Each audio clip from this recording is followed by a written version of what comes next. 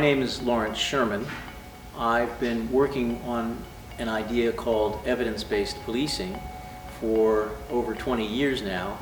And before that, with the New York City Police Department, Metropolitan Police in London, at Scotland Yard, and many other places, to try to find the most effective ways police can identify the greatest risks to public safety and the most effective ways of reducing those risks. The way I have approached this is through experiments as well as big data and increasingly what's called digital policing.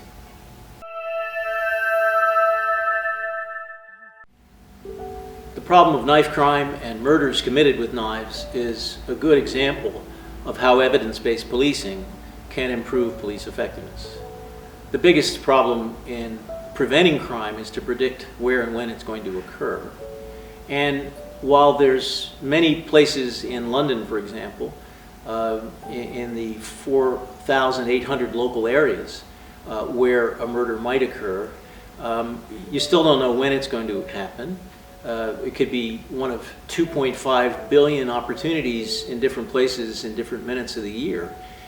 But you can still do better than just say fatalistically, if it's going to happen, it's going to happen. In fact, Detective Chief Inspector John Massey of the Metropolitan Police, working in the homicide squad, doing his master's thesis at Cambridge University, decided to try to predict where, if not when, the next knife murder is going to occur. And what he found with almost 100 knife murders in London in 2018 was that not one local area had more than one knife murder. So he couldn't identify hotspots of repeat knife murders. They don't exist, at least not in London, and as far as I know, in most places. But what he could do was to show that the more stabbings that are not fatal that may occur in a location, the more likely it is that a fatal stabbing is going to occur. And we were able to look across all 4,800 local areas of London and see that 60% of them roughly had never had a stabbing in the prior year, and they only had a 1% risk of having a knife murder in the next year. Another group of about 1,200 had had at least one stabbing, and that, only one stabbing led to a doubling of the risk of homicide. And the more prior stabbings they had, you go up the level of risk to the point where once you've had 7 or more stabbings in one local area in the prior year, the chance of a homicide happening is 15%. Now that has huge implications not only for where you might assign police to do patrols or stop and search, but it also has implications for whether you would invoke the legal powers of Section 60 of a criminal law that empowers the police to use stop and search with a lower evidentiary standard for deciding who they might check to see if they have a knife.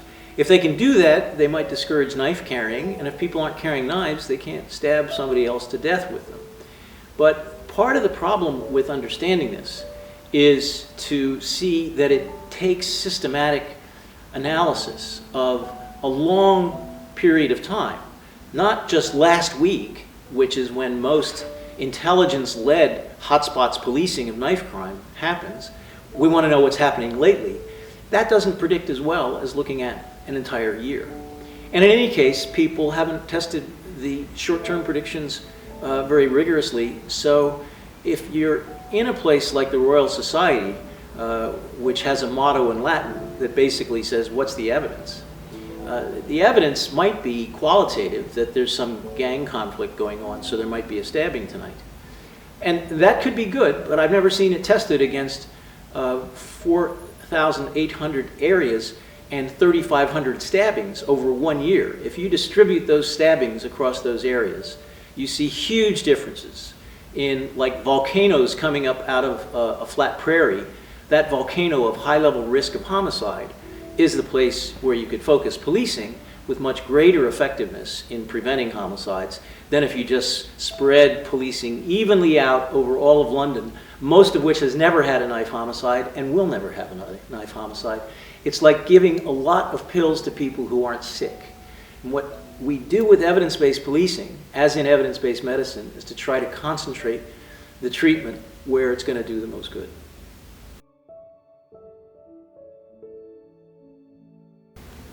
The question of how research gets applied in police practice is very important. 40 years ago, it was a matter of a university does a study, the study might get in the newspaper. I did one on domestic violence that showed that arrest was more effective than warnings for reducing repeat minor domestic offending over the next 6 months.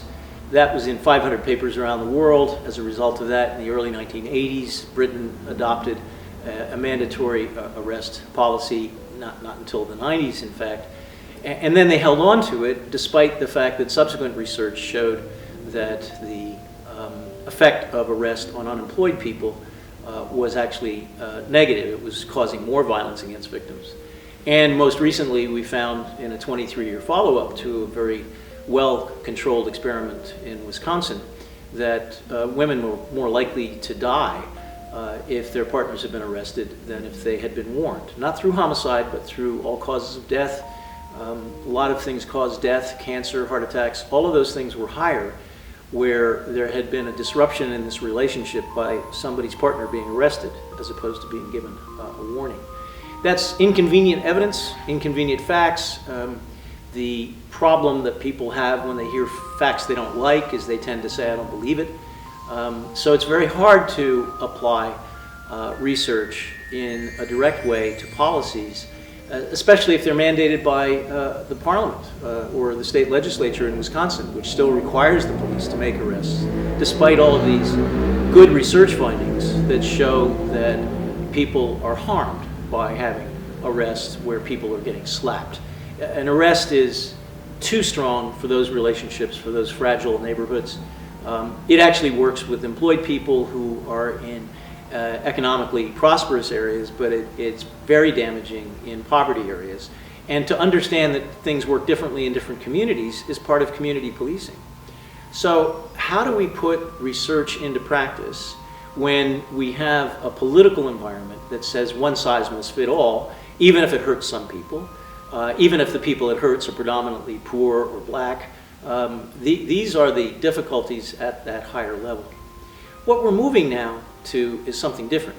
In the area of digital policing, where we can change the subject from my study disagrees with your study and what are we going to do, that can be done backstage. It can become part of the operational framework of a police agency to ask certain questions when people call on the phone, as the Lancashire police are now doing, and depending on the answers to the questions, the data matching up tens of thousands of cases will help to inform a decision about whether it's necessary to send a police car, whether it's necessary to do a further investigation of a non-domestic assault. These are all things that are moving forward today in what I think is the world capital of evidence-based policing, which is England and Wales.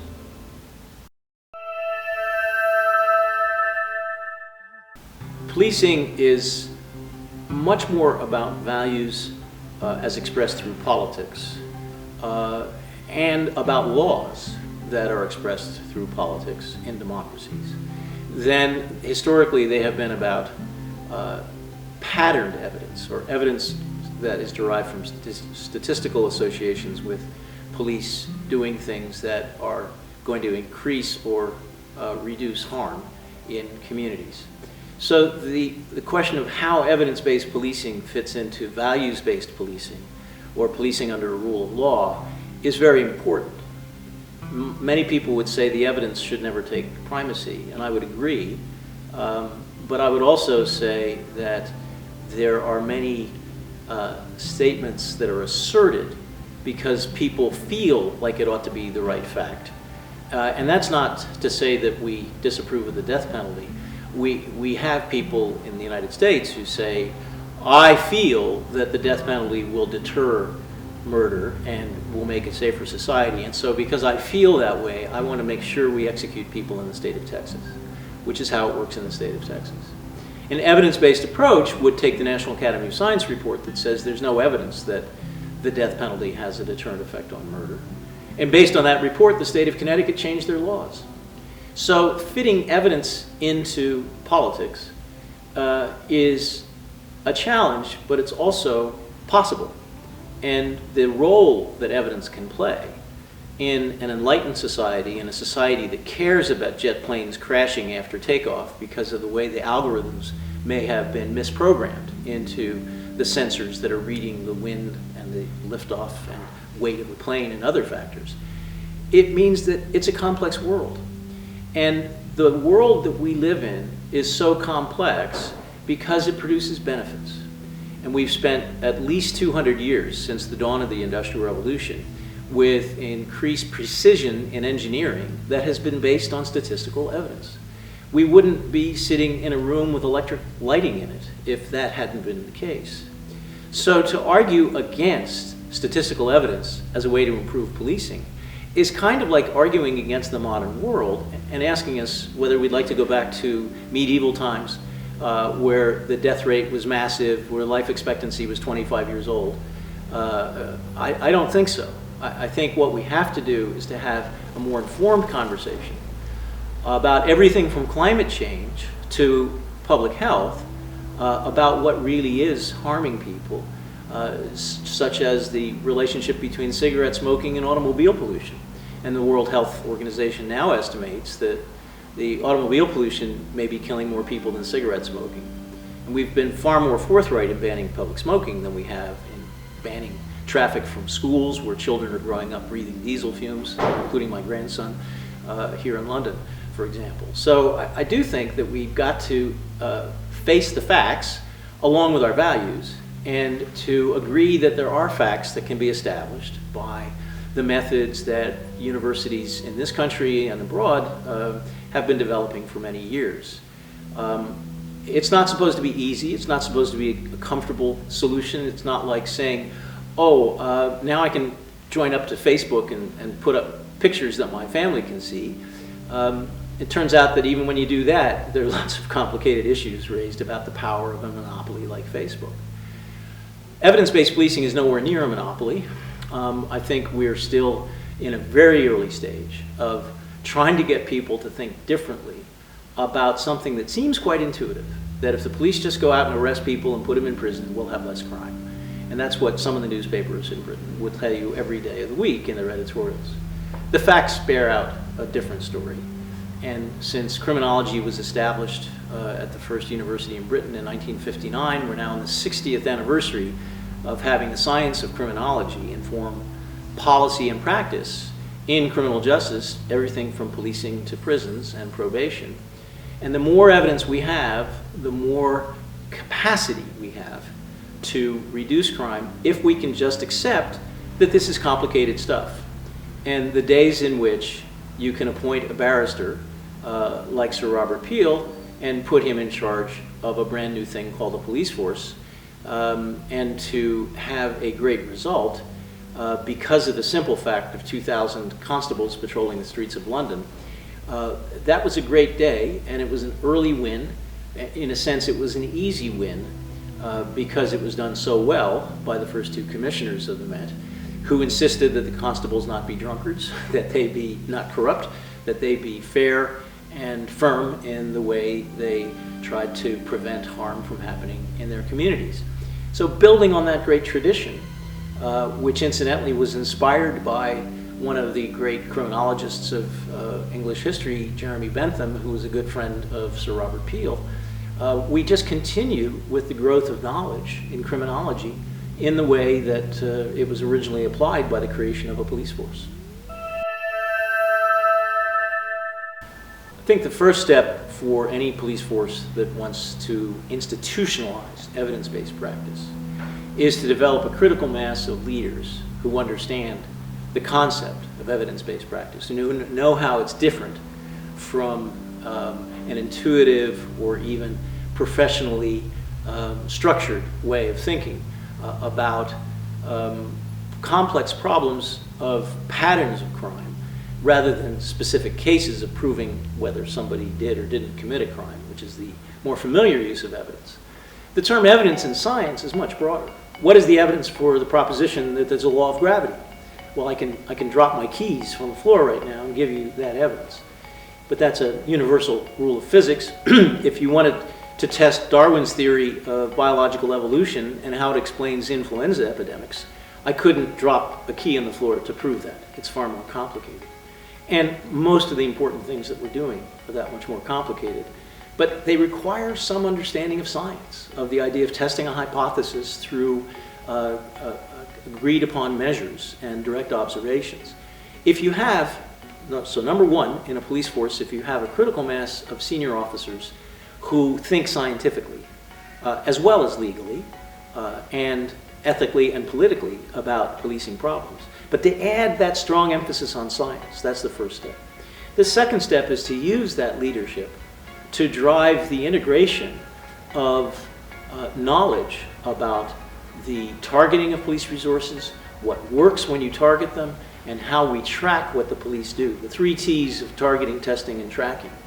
If you have senior officers who are vigilant in applying the best knowledge to all of the decisions the police force makes, then you will be in a position to see what the third step is, and that is the opportunities for integrating the best knowledge in the digital machinery that makes the police department run. Everything from receiving information that a crime is in progress to seeking out information about who might be harmed in secret through unreported domestic abuse or human slavery or other kinds of unknown, undetected harm that Her Majesty's Inspector of Constabulary in England and Wales is pushing police agencies to at least articulate a plan for. How do you think you're going to go out and discover the unreported harm across this city? Every year we do a victimization survey, and we pick up some, certainly not all,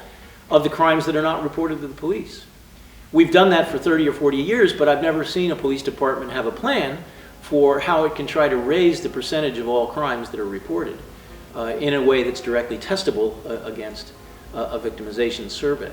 And that's something that could be part of an effort to take an evidence-based approach to measuring harm in a community that doesn't just count crimes as if they're all created equal, but actually puts the sentencing weight, the number of days of recommended imprisonment for each offense category, into the measurement of success in the police agency.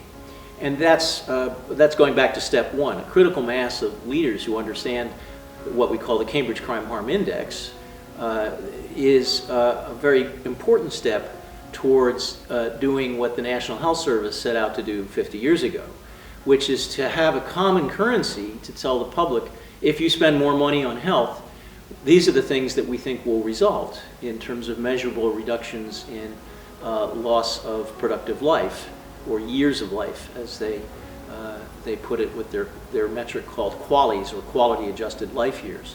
We can do the same thing with the Cambridge Crime Harm Index by measuring whether the seriousness of crime reported by or about victims is going up or down, but we can't do it if we confuse it with drug arrests or other victimless crimes, even prosecuting people for carrying knives. They haven't stabbed anybody with them.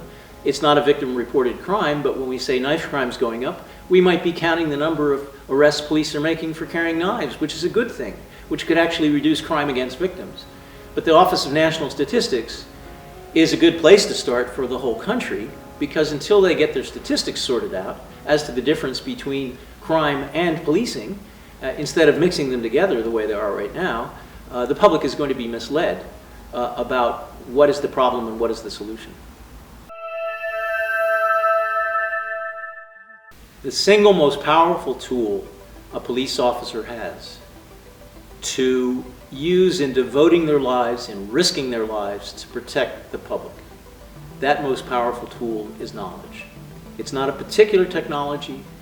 It's not a particular police practice. It's an understanding of how we are constantly building more and more knowledge about what works in policing, what doesn't work in policing, and how we can tell the difference based on good factual evidence that follows the rules of science. And if we can create that tool in a way that is available to every police officer, we will find police officers being more respected, being paid more, being more effective, and esteemed by the community for their ability to not just solve horrible crimes, but to keep them from happening in the first place. I'm not guaranteeing that the public will always be grateful. The public in England is largely ungrateful for having one of the lowest crime rates on earth and probably one of the best police institutions on earth. But it is not for the esteem that one does these things. It's for knowing in your heart that you're doing the best you possibly can. And that's why knowledge is such an important tool for policing. Thank you for watching. I hope you found this content useful. You can get access to each episode's transcript with key learning points, timestamps and references if you get yourself onto my mailing list.